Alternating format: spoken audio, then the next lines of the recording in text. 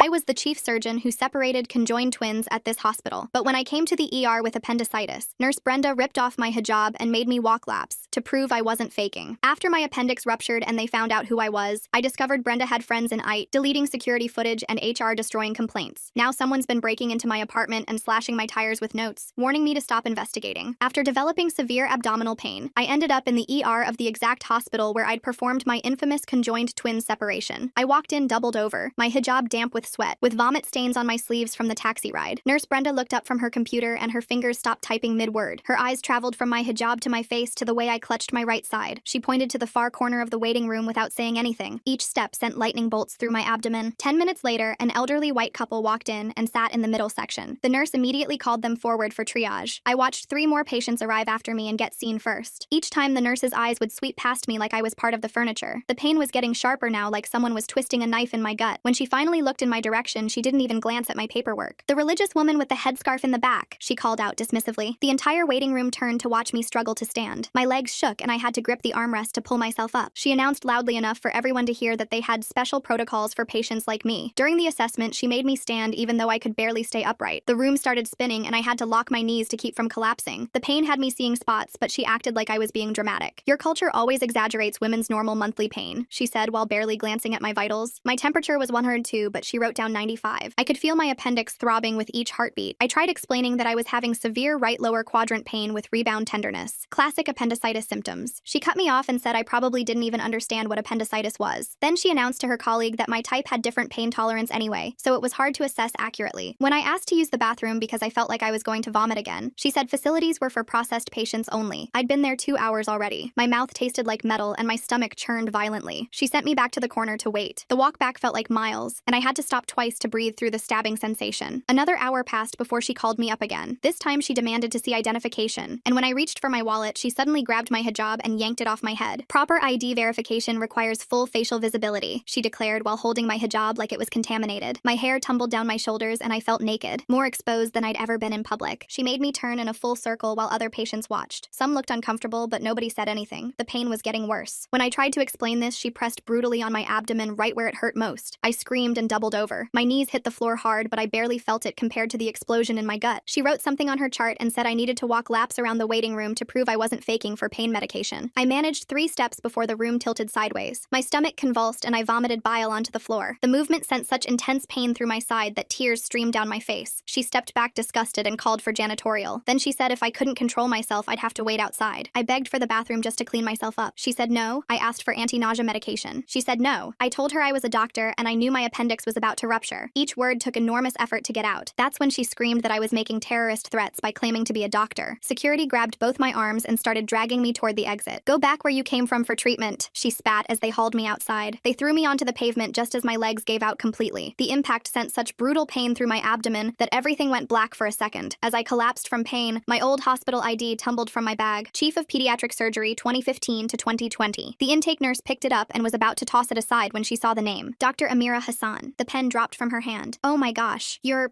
her." The security guard stepped back. "The conjoined twin surgeon?" Another nurse gasped. "The one who did the 18-hour separation?" I was writhing on the floor, appendix about to burst. "Get her to surgery now," someone yelled. 6 hours later, I woke up in recovery. The same nurse who'd tormented me stood in the doorway with the administrator. Her face had lost all color. The administrator asked if I wanted her terminated immediately. I looked at her for a long moment. "No," I said finally. Not because I wasn't upset. I was. Not because I wasn't humiliated. I absolutely was. But because at that moment, I realized something crucial. Nurse Brenda had no idea what was coming. 2 days later, I walked back into the hospital through the main entrance. My surgical site still throbbed with each step, but I kept my posture straight. The security guard who had thrown me out recognized me immediately. His eyes widened and he stepped aside without a word. I made my way to the administrative offices on the 4th floor. The hallway stretched endlessly before me. Each fluorescent light buzzed overhead like an accusation. Hospital staff passed by, some doing double takes when they recognized me. A few nodded respectfully. Others quickly looked away. Word had spread fast about what happened in the ER. I reached the office of Dr. Theodore Blackwood, the chief medical officer. His secretary glanced up from her computer and immediately stood. She knew who I was. Everyone in this hospital knew who I was now. She knocked on his door and whispered something I couldn't hear. A moment later, she gestured for me to enter. Dr. Blackwood rose from behind his mahogany desk. He was a tall man in his 60s with silver hair and wire-rimmed glasses. We had worked together for years when I was chief of pediatric surgery. He extended his hand and I shook it firmly despite the pain movement caused. He gestured to a leather chair across from his desk. I sat carefully, trying not to wince. The incision pulled with every movement. He settled back into his chair chair and steepled his fingers, studying me over his glasses. I pulled out my phone and showed him photos I had taken in recovery, my medical chart, the falsified temperature reading, the documented hysteria diagnosis Brenda had written before my appendix ruptured. His jaw tightened as he scrolled through the evidence. He set the phone down and rubbed his temples. I could see the calculations running through his mind. The liability, the publicity, the damage to the hospital's reputation. He opened his mouth to speak, but I held up my hand. I reached into my bag and pulled out a folder. Inside were printed emails from other staff members who had witnessed the incident. 3 nurses, 2 orderlies, even a patient who had been in the waiting room. They all described what they saw, how Brenda had humiliated me, how she had denied basic medical care, how she had ordered security to remove me while I was clearly in medical distress. Dr. Blackwood read each statement slowly. His face grew more grave with each page. When he finished, he set the folder down and looked at me directly. I met his gaze without flinching. He picked up his phone and made a call. I heard him request Brenda's personnel file. Within minutes, his secretary brought in a thick manila folder. He opened it and began reading. I watched his expression change from concern to alarm. He turned the folder toward me. There were 3 previous complaints, all from patients who wore hijabs or other religious coverings, all dismissed as misunderstandings or cultural differences, all signed off by the same nursing supervisor. I felt my stomach turn, and not from the surgery. This wasn't an isolated incident. This was a pattern, and the hospital had enabled it by looking the other way. Dr. Blackwood closed the folder and stood. He walked to the window and stared out at the parking lot below. I waited in silence. The clock on his wall ticked loudly in the quiet office. Finally, he turned back to me. He said Brenda would be placed on administrative leave immediately pending a full investigation. I shook my head. That wasn't enough. Not after what she had done. Not after what she had been allowed to do to others. I stood despite the pain it caused. I told him I wanted to be part of the investigation. I wanted access to all the previous complaints. I wanted to interview the other patients who had been mistreated. I wanted transparency in the process. He started to object, but I cut him off. I reminded him that I had given 5 years of my life to this hospital. I had brought prestige and recognition through my surgical work. I had trained dozens of residents who now worked in hospitals across the country. And in my moment of greatest need, his staff had nearly unalived me because of the color of my skin and the covering on my head. The next morning, I arrived at the hospital at 7 sharp. Brenda's shift started at 8. I positioned myself in the lobby where I could see the employee entrance. My surgical site ached from standing, but I ignored it. She walked in at 7:45, coffee in hand, chatting with another nurse. She laughed at something her colleague said. Then she saw me. The coffee cup slipped from her hand and crashed to the floor. Brown liquid splashed across the white tiles. I didn't move. I just watched as she stood frozen, coffee pooling around her white sneakers. Her colleague looked between us, confused. Brenda's face had gone pale. The way Brenda suddenly freezes when she spots Amira makes me wonder what's really going through her mind right now. Is it fear of losing her job or actual recognition of what she did? She knew why I was there. Security approached her, not aggressively, but with purpose. They handed her a letter. She didn't need to open it to know what it said. Administrative leave, effective immediately. Pending investigation. She looked at me one more time before they escorted her to collect her belongings. Over the next week, I threw myself into the investigation despite my doctor's orders to rest. I interviewed the 3 previous complainants. Each story was heartbreakingly similar. Delayed care, humiliation, dismissive treatment. One woman had suffered a miscarriage while waiting 6 hours to be seen. Another had a severe allergic reaction that nearly unalived her because Brenda refused to believe she wasn't being dramatic. I compiled everything into a comprehensive report, not just the incidents, but the systemic failures that allowed them to happen. The supervisor who dismissed complaints, the lack of cultural sensitivity training, the absence of accountability measures. But Brenda wasn't going down without a fight. She hired a lawyer and filed a grievance with the nursing union. She claimed she was being scapegoated for following hospital protocols. She said I was using my influence to destroy her career out of personal vengeance. Then things got worse. I started receiving anonymous notes in my hospital mailbox, warnings to back off, threats about what would happen if I continued pursuing the investigation. One morning, I found my car tires slashed in the hospital parking garage. I reported each incident to security, but they found nothing on the cameras. The angles were conveniently obscured, the timestamps mysteriously corrupted. Someone was protecting Brenda, and they were good at it. Dr. Blackwood called me into his office again. This time, he wasn't alone. The hospital's legal counsel sat beside him, a woman in a severe black suit who introduced herself as Victoria Jones. She got straight to the point. The hospital wanted to settle, quietly, a generous sum in exchange for my silence and dropping the investigation. I looked at the number she wrote on a piece of paper. It was substantial, more than enough to cover my medical bills and lost wages, enough to make this all go away. All I had to do was sign a non-disclosure agreement and pretend none of this ever happened. I tore the paper in half. The investigation continued, but now I faced resistance at every turn. Witnesses suddenly became reluctant to talk. Documents went missing from files. The nursing supervisor who had dismissed the previous complaints took early retirement before I could interview her. Brenda returned to work after her union filed an injunction. She was assigned to a different department, but I saw her in the hallways. She would smirk when we passed. She knew she was winning. One afternoon, I was reviewing patient files in the medical library when Dr. Theo Martinex approached me. He was a young resident who had been in the ER during my incident. He glanced around nervously before sitting across from me. He slid a USB drive across the table. He told me it contained security footage from that night, the real footage, not the edited version the hospital claimed was all they had. He had saved it before someone could delete it. I plugged the drive into my laptop. There it was, crystal clear video of Brenda pulling off my hijab, of her pressing on my abdomen while I screamed, of her ordering security to throw me out while I was clearly in medical distress. of her laughing with colleagues afterward about teaching me a lesson. But there was more. Audio recordings of Brenda making prejudiced comments about Middle Eastern patients. Emails where she bragged about making those people wait longer. A whole pattern of discrimination documented in digital evidence. Dr. Martinex told me Brenda had friends in IT who usually scrubbed this stuff, but he had gotten to it first. He was tired of watching her get away with it. He had seen too many patients suffer. I copied everything onto multiple drives. One for Dr. Blackwood, one for the hospital board, one for my lawyer, because now I needed one. This wasn't just about me anymore. This was about every patient Brenda had hurt and would continue to hurt if she wasn't stopped. The next board meeting was in 3 days. I prepared my presentation meticulously. Every piece of evidence organized. Every testimony documented. Every failure of the system laid bare. Brenda might have friends in the hospital, but I had something more powerful: the truth. The morning of the board meeting, I arrived early. The boardroom was on the top floor with floor-to-ceiling windows overlooking the city. I set up my laptop and tested the projection system. Everything had to be perfect, but when I tried to access my files, they were corrupted. All of them. The USB drives I had brought were blank. Someone had gotten to them. I felt panic rise in my throat but pushed it down. I still had the originals on my laptop at home. I called Dr. Martinex, but his phone went straight to voicemail. I tried his pager. No response. A sick feeling settled in my stomach. I rushed to the residence lounge, but his colleagues said he had been transferred suddenly to a hospital across the state. Effective immediately. No forwarding information. I stood in the empty boardroom, my hands trembling as I stared at the blank screen. The board members would arrive in 20 minutes. Without evidence, I had nothing but my word against Brenda's. My phone buzzed. An unknown number. I answered and heard heavy breathing. Then a whisper warned me to leave the hospital immediately if I knew what was good for me. The line went dead. I sat down heavily in one of the leather chairs. My surgical incision throbbed with each heartbeat. Through the window, I watched the morning sun cast long shadows across the parking lot. Somewhere in this building, Brenda was probably preparing her own defense. The boardroom door opened. Dr. Blackwood entered, followed by 5 board members. They took their seats around the polished table. The board chair, a woman in her 70s with sharp eyes, looked at me expectantly. I explained about the corrupted files, about Dr. Martinex's sudden transfer, about the threats. Several board members exchanged glances. One checked his watch. Another tapped her pen impatiently against the table. Dr. Blackwood cleared his throat and suggested we reschedule. The board chair agreed. They had other matters to discuss. I was dismissed with polite but firm efficiency. I walked out of the boardroom feeling defeated. In the hallway, I nearly collided with Brenda. She wore fresh scrubs and a satisfied smile. She brushed past me without a word, but her shoulder check was deliberate. The impact sent pain shooting through my incision. Back in my car, I called my home computer remotely. The files were gone there too. Everything wiped clean. Even my cloud backups had been deleted. Whoever was helping Brenda had technical skills and access I hadn't anticipated. I drove home in a daze. My apartment felt different somehow. Nothing was obviously out of place, but small things were wrong. A drawer slightly open. Papers on my desk rearranged. Someone had been here. My neighbor, Mrs. Jones, knocked on my door. She mentioned seeing maintenance workers earlier, though she didn't remember calling for any repairs. Her description matched no one from our building's regular staff. I spent the rest of the day trying to reconstruct my evidence. I called the 3 women who had filed previous complaints. The first 2 numbers were disconnected. The third woman answered but immediately hung up when I identified myself. When I called back, the number was blocked. That evening, I received an email from HR. My hospital privileges were suspended pending review. The email cited concerns about my mental state following my recent medical emergency. It recommended I take extended leave to focus on my recovery. I drove back to the hospital despite the suspension. I needed to find allies, someone who could help me fight back. The security guard at the entrance looked uncomfortable when he saw me. He made a phone call, then apologetically informed me I wasn't allowed on the premises. Standing in the parking lot, I watched the building where I'd spent 5 years saving lives, where I'd performed surgeries that made medical history, where I was now treated like a security threat. My phone rang. Dr. Sarah Kim, a colleague from pediatric surgery. She spoke in hushed tones, asking to meet at a coffee shop downtown. She had information but couldn't talk at the hospital. I arrived at the coffee shop first. Dr. Kim entered 10 minutes later, glancing over her shoulder. She slid into the booth across from me and leaned forward conspiratorially. She explained that Brenda had connections throughout the hospital. Her cousin worked in IT. Her best friend was in HR. Her boyfriend was a security supervisor. They formed a protective network that had operated for years. Dr. Kim pulled out her phone and showed me screenshots she'd taken. Emails between Brenda and her network. Messages about targeting specific patients. Jokes about teaching lessons to people they deemed problematic. She transferred the files to my phone. Finally, new evidence. But Dr. Kim warned me to be careful. Others who had tried to expose Brenda had faced consequences. Mysterious performance reviews, sudden schedule changes, careers derailed through bureaucratic warfare. I thanked Dr. Kim and promised to protect her identity. She left quickly, and I noticed she took a circuitous route back to her car. The paranoia was contagious. At home, I immediately backed up the files to multiple locations. Physical drives hidden around my apartment. Cloud services under fake names. Emails to myself at addresses Brenda's network wouldn't know about. The next morning, I woke to find my car windshield smashed. Glass scattered across the driver's seat. Brenda's got a whole tech support team running her mean girl operation. Talk about workplace networking gone wrong. Who needs LinkedIn when you've got family in IT deleting evidence faster than your browser history after mom visits? A note tucked under the wiper blade read simply, "Final warning." I called the police. They took a report but seemed skeptical. No witnesses, no cameras covering that section of the parking lot. Without evidence, it was just vandalism. They'd file the report, and that would be that. I spent the morning getting my windshield replaced. The repair shop was busy, and I sat in their waiting room reviewing the files Dr. Kim had given me. The more I read, the angrier I became. Brenda's network had been systematically targeting patients for years. My phone buzzed, a text from an unknown number with a photo attachment. I opened it and my blood ran cold. It was a picture of my sister's house. She lived 3 states away with her 2 young children. The message below read, "Nice family. Be a shame if they needed emergency medical care." I called my sister immediately. She was fine, confused by my panicked questions. I told her to be extra careful and to call me if anything seemed unusual. I couldn't explain the full situation without terrifying her. The threats were escalating. Brenda's network was showing me how far their reach extended. They wanted me to understand that this wasn't just about my career. They could hurt people I loved. I sat in my car outside the repair shop, weighing my options. I could give up, sign whatever they wanted, pretend none of this happened, or I could fight and risk everything. My phone rang. Dr. Blackwood's personal number. He asked me to meet him at his home that evening. He said he'd been doing his own investigation and had discovered disturbing things. I arrived at his house as the sun was setting. He lived in an older neighborhood with mature trees and well-maintained lawns. He answered the door himself and quickly ushered me inside. His living room was filled with boxes of files, personnel records, incident reports, financial documents. He'd spent days pulling everything he could find about Brenda and her network. He showed me what he'd discovered. Brenda's cousin in IT had been manipulating patient wait times in the computer system, making it look like certain patients had arrived later than they actually had, creating false documentation to support Brenda's version of events. The HR friend had been burying complaints, not just dismissing them, but actually destroying the original documents and creating sanitized versions that removed key details. 3 years of systematic cover-ups. The security boyfriend had been editing footage, not just deleting it, but using software to create false timestamps and altered sequences, making it appear that incidents happened differently than they actually had. Dr. Blackwood had also found financial irregularities. Brenda's network had been manipulating overtime records, claiming hours they hadn't worked, approving each other's false timesheets, stealing thousands from the hospital. He had everything documented, real evidence that couldn't be destroyed by deleting some files, physical papers, original documents, financial records that existed in multiple systems. But he also warned me that taking this to the board would be dangerous. Brenda's network had survived this long because they were willing to destroy anyone who threatened them. He'd already received his own warnings. We spent hours organizing the evidence, creating multiple copies, preparing a presentation that would be undeniable. By midnight, we had a comprehensive case that exposed not just Brenda's discrimination, but the entire network's corruption. I left his house with a box of copied documents. As I loaded them into my car, I noticed a vehicle parked down the street. Its engine was running, but its lights were off. When I started driving, it followed. I took several random turns. The car stayed with me. My hands gripped the steering wheel as I tried to remember the route to the nearest police station. But before I could get there, the car accelerated and rammed my bumper. The impact sent me spinning. My car jumped the curb and struck a mailbox. The airbag deployed, stunning me momentarily. When my vision cleared, the other car was gone. A homeowner came out and called 911. The police arrived, followed by an ambulance. I declined medical treatment but gave a statement about being followed and rammed. Without a license plate or clear description of the vehicle, there wasn't much they could do. My car was towed. I took an Uber home, clutching the box of documents. My apartment door was ajar when I arrived. I could see from the hallway that the place had been ransacked. I called 911 again. While waiting for police, I checked the box. The documents were all there. They'd been looking for something specific and hadn't found it because I'd had it with me. The police took another report. 2 incidents in one night was suspicious, they admitted, but without evidence connecting them or identifying suspects, their hands were tied. They suggested I stay somewhere else for a few nights. I packed a bag and went to a hotel. At the front desk, I paid cash and used a fake name. In my room, I deadbolted the door and pushed a chair against it. Then I sat on the bed, surrounded by evidence, and tried to figure out my next move. My phone had been buzzing with messages. Dr. Blackwood wanted to know if I was safe. Dr. Kim had heard about my suspension and was worried. My sister was freaking out because I'd called her in a panic, then gone silent. I texted everyone that I was fine. Then I turned off my phone and removed the battery. If they were tracking me, I needed to disappear for a while. The next morning, I woke to someone pounding on my door. Hotel security. There had been a complaint about suspicious activity in my room. They needed to investigate immediately. I knew this was wrong. Hotel security doesn't operate like this. I grabbed the documents in my bag, then climbed out the bathroom window. It was only a 1-story drop to the parking lot. I landed hard, my surgical incision screaming in protest, but I kept moving. I needed a new plan, somewhere safe to regroup, someone Brenda's network couldn't reach. I remembered Dr. Martinez, an old colleague who'd retired last year. He lived an hour outside the city on a small farm. He'd always said if I needed anything to call. I hoped he meant it. I rented a car using my credit card, knowing it would leave a trail but having no choice. During the drive, I kept checking the mirrors for anyone following. The rural roads were mostly empty. Dr. Martinez was surprised to see me but immediately invited me in. His wife made coffee while I explained everything. They listened with growing alarm as I described Brenda's network and their escalating threats. He offered me their guest room for as long as I needed. His farm was isolated enough that unexpected visitors would be noticed. He also had security cameras, a habit from years of storing expensive medical equipment in his barn. I spent the next 2 days organizing the evidence into an airtight case. Dr. Martinez helped, using his decades of hospital experience to identify the most damning violations. His wife, a former nurse, provided insights into how Brenda's network had manipulated hospital protocols. On the 3rd day, Dr. Blackwood called Dr. Martinez's landline. He'd been trying to reach me. The board had scheduled an emergency meeting. Brenda's network had overplayed their hand. The financial irregularities had triggered an an automatic audit. The hospital's accounting system had flagged unusual patterns in overtime payments. An external auditor was coming in, and Brenda's network couldn't manipulate outside investigators. This was our chance. Dr. Blackwood wanted me at the meeting to present our evidence while the auditors were there. Outside witnesses would make it harder for Brenda's network to bury the truth. I drove back to the city the night before the meeting. Instead of going home, I checked into a different hotel near the hospital. I spent the evening making final preparations, organizing documents, and practicing my presentation. The morning of the meeting, I arrived at the hospital early. The parking lot was fuller than usual. I recognized several board members' cars, but also vehicles I didn't know. The external auditors, presumably. Security tried to stop me at the entrance, citing my suspension, but Dr. Blackwood appeared and overrode them. He had authority to bring in consultants for the investigation. I was officially his consultant for the day. We walked through the hospital together. Staff members stared as we passed. Word had spread about the emergency meeting. Everyone knew something big was happening. Outside the boardroom, Brenda stood with her cousin and her HR friend. They were huddled together, whispering urgently. When they saw me, Brenda's face contorted with rage. Her cousin put a restraining hand on her arm. Inside the boardroom, the atmosphere was tense. The 5 board members sat on one side of the table. 3 external auditors occupied the other side. Dr. Blackwood and I took seats at the end. The board chair called the meeting to order. She explained that serious allegations had been raised about hospital operations. Financial irregularities had been discovered. An investigation was needed to determine the full scope of the problems. The lead auditor presented their preliminary findings. Overtime fraud totaling over $40,000. Systematic manipulation of computer records. Evidence of destroyed documents. The board members looked increasingly grim as the list grew. Then it was my turn. I opened my box of documents and began distributing copies. Incident reports, witness statements, screenshots of messages between Brenda's network, evidence of patient discrimination spanning 3 years. I presented each piece methodically. The falsified medical records from my own ER visit, the testimonies from other women who'd been mistreated, the pattern of targeting patients based on religion and ethnicity. Brenda standing outside that boardroom with her crew while I walk past. I'm really curious what they're whispering about so urgently right now. The cousin's hand on Brenda's arm suggests they know something's different about this meeting, something they can't control like they usually do with their inside connections. The board members passed documents between themselves. One auditor was taking extensive notes. Another was photographing key evidence. The room was silent except for the rustling of papers. When I finished, the board chair asked if Brenda would like to respond. The door opened and Brenda entered with her lawyer. She denied everything, claimed the evidence was fabricated, accused me of conducting a vendetta because of my medical emergency. But her story began to unravel when the auditors asked specific questions. She couldn't explain the overtime discrepancies. Her cousin had no justification for the altered computer records. The HR friend couldn't account for the missing complaint files. The board chair called for a recess. Brenda and her group huddled with their lawyer in the hallway. I could see them arguing through the glass doors. The cousin was gesturing angrily. The HR friend was crying. When we reconvened, Brenda's lawyer announced they were invoking their union rights and would not answer further questions without proper representation. But the damage was done. The evidence spoke for itself. The board voted unanimously to expand the investigation. The external auditors would conduct a full review. All involved parties would be suspended immediately pending the outcome. Law enforcement would be notified about the financial fraud. Brenda's face went white as the board chair read the decision. Her network of protection was crumbling. The cousin from IT, the friend in HR, the boyfriend in security, all suspended, all facing potential criminal charges. As the meeting ended, Brenda confronted me in the hallway. Her lawyer tried to restrain her, but she shook him off. She stood inches from my face, her eyes blazing with hatred. She hissed that this wasn't over, that I'd regret destroying her life, that she knew where I lived, where my family lived. Her lawyer physically dragged her away as she continued making threats. Dr. Blackwood walked me to my car. He assured me that hospital security would monitor Brenda and her associates. The police had been notified about the threats. He would personally ensure my safety on hospital property. But I knew Brenda was right about one thing. This wasn't over. Her network might be dismantled, but she still had allies. People who believed her version of events. People who thought I was the villain in this story. Over the following days, I received dozens of messages. Some supportive, thanking me for exposing the corruption. Others hostile, accusing me of ruining innocent people's careers. The hospital staff was divided. Dr. Kim called to congratulate me on my courage. She said other victims were coming forward now that Brenda's network couldn't retaliate. The investigation was expanding as more evidence surfaced, but there were also setbacks. Brenda's union filed a formal grievance. They claimed the investigation was biased, that proper procedures hadn't been followed. They demanded reinstatement for all suspended employees. The local news picked up the story. Hospital discrimination scandal made headlines. Reporters called asking for interviews. Brenda's lawyer went on TV claiming his client was a scapegoat for systemic hospital failures. I stayed quiet on legal advice. Let the investigation speak for itself. But it was hard watching Brenda play victim in the media. Harder still when protesters appeared outside the hospital supporting her. My sister called, worried about the news coverage. I assured her everything was fine, but I could hear the doubt in her voice. The story was getting twisted. Facts were being distorted. Brenda was winning the public relations war. Then came another blow. The boyfriend in security was reinstated. His union successfully argued that he couldn't be held responsible for following orders from supervisors. He was back at work, watching the cameras, controlling access to the building. I no longer felt safe at the hospital. Every time I visited for follow-up appointments about my surgery, I felt eyes on me. Security guards who whispered when I passed. Nurses who turned away when I approached. Dr. Blackwood tried to reassure me. The investigation was progressing. More evidence was being uncovered. Financial forensics had found additional fraud. fraud. Patient complaints going back 5 years were being reviewed, but Brenda remained free, pending the investigation's conclusion. Her lawyer had negotiated house arrest instead of jail for the financial charges. She was using the time to coordinate her defense and rally supporters. Late one evening, my apartment building's fire alarm went off. Everyone evacuated to the parking lot. When we were finally allowed back in, my door was open. Nothing was stolen, but someone had been inside. A message was clear. They could reach me whenever they wanted. I moved to a different apartment complex across town. The building had better security and multiple exits. My sister helped me pack, though I kept the real reasons vague. She thought I was just stressed from work drama. The investigation dragged on for weeks. Brenda's lawyer filed motion after motion, challenging every piece of evidence. The hospital board grew impatient with the delays. Some members started questioning whether pursuing this was worth the negative publicity. Dr. Blackwood kept me updated through encrypted messages. The auditors had uncovered more financial fraud than initially suspected. Brenda's network had stolen over $70,000 through various schemes, but proving individual culpability was proving difficult. I returned to work at a different hospital. The commute was longer, but I needed the income and routine. My new colleagues were professional but distant. Word travels fast in medical circles. Everyone knew about the scandal at my former workplace. Brenda's cousin in IT cut a deal with prosecutors. In exchange for testimony, he'd receive reduced charges. His cooperation revealed the full extent of their data manipulation. Years of altered records, deleted complaints, fabricated documentation to protect each other. The HR friend wasn't as cooperative. She maintained her innocence despite mounting evidence. Her lawyer argued she was just following established procedures. The missing complaint files were unfortunate oversights, not deliberate destruction. I attended depositions when required. Brenda sat across the conference table, her lawyer whispering constant instructions. She answered questions with practiced evasion. Every response carefully crafted to admit nothing while casting doubt on my motivations. During one session, new evidence emerged. The security boyfriend had kept backup files of the original footage, not to preserve evidence, but to blackmail colleagues who'd been caught in compromising situations. His greed ultimately exposed Brenda's crimes. The footage was damning. Multiple incidents of Brenda mistreating patients. Clear discrimination based on appearance and religion. Her lawyer requested a recess. When they returned, Brenda's demeanor had changed. The confidence was gone. More victims came forward. An elderly Sikh man who'd been denied pain medication. A young woman in a niqab who'd been turned away despite severe symptoms. Each story added weight to the pattern of discrimination. The hospital's insurance company got involved. They saw massive liability exposure. Their lawyers pushed for quick resolution. Settle with victims. Terminate problem employees. Implement new policies. Minimize financial damage. Brenda's union continued fighting. They organized protests outside the hospital. Supporters held signs claiming she was a dedicated nurse being railroaded. The media coverage intensified. Opinion pieces debated healthcare discrimination versus employee rights. I received a settlement offer from the hospital. Substantial compensation for my suffering. All medical bills covered. A formal apology. In exchange, I'd sign a non-disclosure agreement. The hospital wanted this story to disappear. I consulted with my lawyer. She advised taking the deal. The money would provide security. The apology would be public vindication. Fighting further risked losing everything if Brenda's union prevailed in arbitration. But other victims deserve justice too. I negotiated different terms. The hospital would establish a fund for all affected patients. Mandatory cultural sensitivity training for all staff. An independent ombudsman to investigate future complaints. Public acknowledgement of systemic failures. The hospital board reluctantly agreed. They announced the changes at a press conference. No admission of legal wrongdoing, but acknowledgement that patients had received substandard care. New policies would ensure it never happened again. Brenda's criminal trial began 3 months later. Financial fraud charges. Federal prosecutors had built a strong case. The evidence was overwhelming. Falsified timesheets, forged signatures, electronic trails showing coordinated theft. I testified about discovering the fraud during my investigation. The prosecutor presented my documentation. Brenda's lawyer tried to discredit me, suggesting I'd fabricated evidence out of revenge. But the financial records spoke for themselves. The cousin testified against Brenda as part of his plea deal. He detailed their schemes, how they'd divided stolen overtime payments, how Brenda had initiated the fraud and recruited others. His testimony was devastating to her defense. Other hospital employees testified about the culture of fear Brenda had created. Nurses who'd been threatened for questioning her actions, doctors who'd been undermined when they advocated for certain patients, a toxic environment that enabled discrimination. Brenda took the stand in her own defense. She portrayed herself as a dedicated nurse overwhelmed by difficult patients. She claimed cultural misunderstandings, not deliberate discrimination. Brenda's lawyer yanking her away while she's making threats is like watching someone try to stop their friend from posting that regret-filled text at 2 a.m., except with more legal consequences and less autocorrect. She denied any intentional wrongdoing. Under cross-examination, her story crumbled. The prosecutor presented her own emails mocking patients, text messages coordinating with her network, financial records showing unexplained deposits. Her denials rang hollow against documented evidence. The jury deliberated for 2 days, guilty on all counts of fraud, guilty of conspiracy. The discrimination charges weren't part of the criminal case, but the guilty verdict validated everything I'd exposed. Sentencing came 6 weeks later. Brenda received 3 years in federal prison. Her cousin got 18 months. The HR friend received 2 years probation and community service. The security boyfriend pleaded to lesser charges and got probation. The hospital faced civil lawsuits from multiple patients. Most settled out of court. The total cost ran into millions. Several board members resigned. Dr. Blackwood was promoted to CEO with a mandate to reform the institution's culture. I returned to the hospital for a final final meeting. Dr. Blackwood wanted to offer me a position, not just returning to surgery, but overseeing diversity and inclusion initiatives. Help ensure what happened to me never happened to another patient. I considered the offer carefully. Returning to where I'd been humiliated held no appeal, but the opportunity to create real change was tempting. To transform the institution from within, to be part of the solution. Brenda's supporters gradually disappeared. Without her network protecting them, other problematic employees were exposed. Some resigned quietly, others were terminated for cause. The culture slowly began shifting. I accepted the position with conditions: direct reporting to the CEO, authority to investigate complaints, budget for comprehensive training programs. The board approved everything. They needed someone with credibility to lead reform. My first day back was surreal. The same hallways where I'd been dismissed now welcomed me. Staff members who'd looked away now sought my guidance. The power dynamics had completely reversed. I implemented anonymous reporting systems. Patients could file complaints without fear. Staff could report discrimination without retaliation. Every complaint was investigated thoroughly. Patterns were identified and addressed systematically. The training programs were mandatory for everyone. From janitors to surgeons, everyone attended sessions on cultural sensitivity. We brought in experts. Patients from diverse backgrounds shared their experiences. Slowly, understanding grew. Some staff resisted the changes. They complained about political correctness. They resented the new oversight. A few requested transfers to other hospitals. I considered their departures a positive development. Brenda's former allies faced their own consequences. The IT cousin struggled to find work after prison. His reputation in healthcare IT was destroyed. The HR friend lost her certification. She eventually left healthcare entirely. I established a patient advocacy program. Volunteers from various communities helped navigate cultural differences. They served as liaisons between patients and staff. Misunderstandings decreased. Patient satisfaction scores improved significantly. The media attention eventually faded. New scandals replaced ours in the headlines, but the changes we implemented endured. Other hospitals began adopting similar programs. What started as personal injustice sparked broader reform. Brenda was released after serving 2 years. Good behavior and overcrowding led to early release. She was barred from working in healthcare. Last I heard, she was working retail in another state. I sometimes wondered if she felt remorse, if prison had changed her perspectives, if she understood the harm she'd caused. But I realized it didn't matter. The system that enabled her was being dismantled. My surgical skills hadn't diminished during the administrative work. I returned to the OR part-time, balancing surgery with reform work, using my position to ensure every patient received equal care. The hospital's reputation recovered slowly. Patient diversity increased. Staff diversity improved. What had been an institution marked by discrimination became a model for inclusive healthcare. The transformation took years, but it was real. I never forgot that night in the ER, the pain, the humiliation, the near-death experience, but I transformed that trauma into purpose. Every policy change, every training session, every patient protected, all stemming from that terrible night. My family remained supportive throughout. My sister became an advocate in her own community. She shared our story, educated others about healthcare discrimination, turned our experience into awareness. The financial settlement provided security, but the real victory was systemic change. Knowing future patients wouldn't suffer as I had, that Brenda's network couldn't reform elsewhere, that accountability finally existed. Looking back, I sometimes wished things had been different, that I'd received care without discrimination, that my appendix hadn't nearly unalived me. But without that experience, how many others would have continued suffering in silence? The scars from my emergency surgery faded. The emotional scars took longer to heal, but I found purpose in the pain, direction in the discrimination, strength in survival. My story became part of hospital orientation. New employees learned what happened, why our policies existed, how discrimination nearly unalived a patient, the importance of treating everyone with equal dignity. Years later, I still work at the hospital, still fighting for equity, still ensuring no patient faces what I endured. The work is ongoing. Progress is incremental, but every small victory matters. Every patient protected validates the struggle. The hospital where I nearly died became the place where I found my calling, not just as a surgeon saving lives in the OR, but as an advocate ensuring everyone who walks through those doors receives the care they deserve. The transformation was complete. Thanks for letting me throw all those questions into the mix. It's been surprisingly fun wondering about it all with you. See you around. Like the video. It helps more than you think.